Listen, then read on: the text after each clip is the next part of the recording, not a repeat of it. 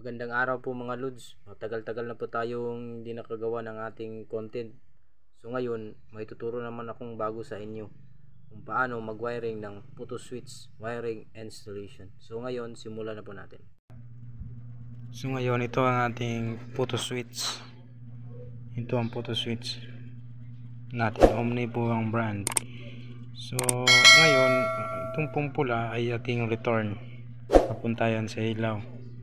Tsaka itong puti naman ay ating common mula sa supply at saka sa ating isang ilaw. Common po yan. Yan. Nakikita naman natin yan na may tagging yan eh. Pumili tayo.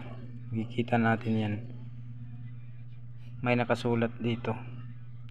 Common, hot at saka return. Yan ang ating photo switch. So ngayon itap natin siya. Ito ang galing sa supply. Common po yan. Circuit breaker common. Yang kulay white. Saka yan white na rin ay ang ating common galing sa ating ilaw. So ngayon ating i-splice po sila. Twist po natin para mas maganda pagka splice. So ngayon yan ang common. I-splice po natin yan dito sa ating common na galing sa ating photo switch at saka supply. Yan, splice po natin. Pagkatapos naman ay ang ating common mula sa ating ilaw. Higpitan lang natin.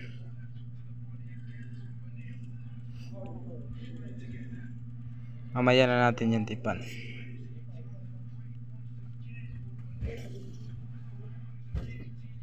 At saka yan naman ang ating return.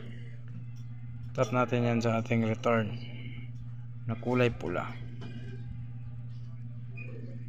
Splice muna natin sila.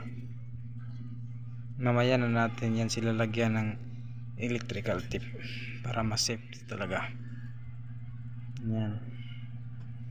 Tapos naman ito yung ating supply line 1 na hot wire. Diyan naman natin yan sa ating supply na kulay black ng ating photo switch. Twist lang na higpit, tapos lagyan natin ng tip para mas safety talaga. Higpitin lang natin ng pagka-tip para hindi maluwag. Yan lang rin kasimple.